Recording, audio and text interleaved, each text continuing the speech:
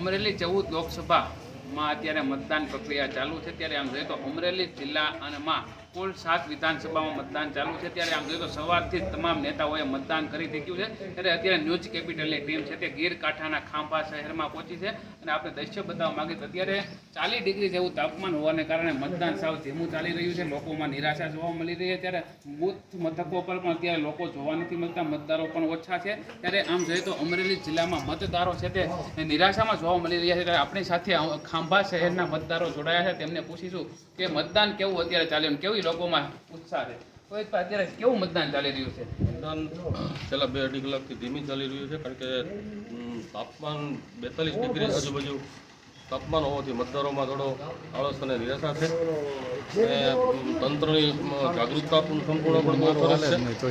મતદારો તડકાના હિસાબે અને કંઈક થોડીક આળસના હિસાબે મતદારો ઓછા આવી રહ્યા છે। બપોર પછી 3 થી 5 વાગ્યા સુધીમાં મારા અંદાજ પ્રમાણે મતદારોની સંખ્યા વધશે એવી મારું માનવું છે। અત્યારે ઉનાળાનો સમય છે, તંત્રએ પણ સારી એવી વ્યવસ્થા કરી છે, શરબતની વ્યવસ્થા કરી છે। ત્યારે મતદારોમાં કેમ નિરાશા છે? આપણે અન્ય મતદારને પૂછો, આપ શું કહેશો, કેવું મતદાન થાય છે અત્યારે, કેવી નિરાશા શું કારણે છે? તડકો હોવાથી વાતાવરણમાં નિરાશ છે અને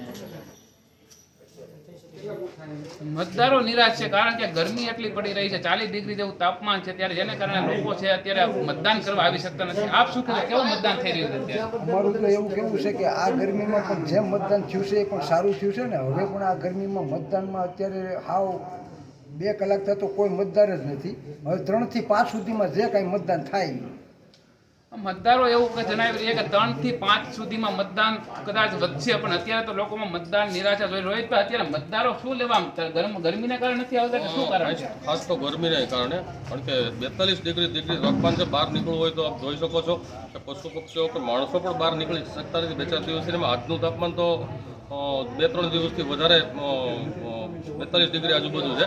એટલે મારા અંદાજ પ્રમાણે તાપમાનના હિસાબે ખાસ તો મતદારો અને ખાસ થોડીક મતદારોમાં નિરાશા પણ છે। તંત્રે ઘણી જાગૃતતા લાવ્યા છે મતદારોમાં, પણ એનું કંઈ મને નથી લાગતું કે એનું પરિણામ મતદારો મતદાન સુધી તંત્ર લાવી શક્યું હોય। મતદારો તો અત્યારે નિરાશા જોવે, તંત્રએ પણ સારી એવી વ્યવસ્થા કરી છે। રોહિતભાઈ, તંત્ર દ્વારા કેવી વ્યવસ્થા છે અત્યારે? તંત્ર દ્વારા વ્યવસ્થા બહુ સારી છે। અગાઉ 4-5 દિવસ પહેલાં જાગૃતતા બરોબર દરેક નાગરિકોના વિડીયો દ્વારા બરોબર ગામમાં કાર્યક્રમ કરીને પણ જાગૃતતા મતદારોને બહુ જબરદસ્ત સારામાં સારી, અહીંયા પણ વ્યવસ્થા સારી છે।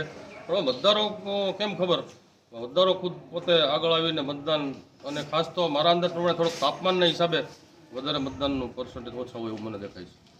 આમ જોઈએ તો ગુજરાતમાં અમરેલી જિલ્લામાં વધારે તાપમાન પડતું હોય છે। આમ જોઈએ તો છેલ્લા 15 દિવસમાં 40-42 ઉપર ડિગ્રી અમરેલી જિલ્લામાં તાપમાન હોય છે। ત્યારે અમરેલી જિલ્લામાં મતદારોમાં નિરાશાનું કારણ માત્ર ગરમી છે, પણ 3 થી 5 સુધીમાં કદાચ મતદાન વધી શકશે।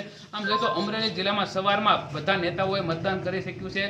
દિલીપભાઈ સંઘાણીથી માંડીને પરસોત્તમભાઈ રૂપાલાએ, તેમજ પરેશભાઈ ધાનાણી, તેમજ ભરતભાઈ છુતરિયા સહિતના નેતાઓએ મતદાન તો સવારમાં કરી નાખ્યું છે, પણ બપોરના સમયે અસહ્ય ગરમીને કારણે લોકોમાં મતદાનની નિરાશા જોવા મળી છે। ટૂંકમાં બપોરમાં જ થોડું ઘણું મતદાન વધવાની આશા મતદારોમાં અને લોકોમાં જોવા મળી રહી છે। Dashrathsinh Rathod, news capital, Amreli.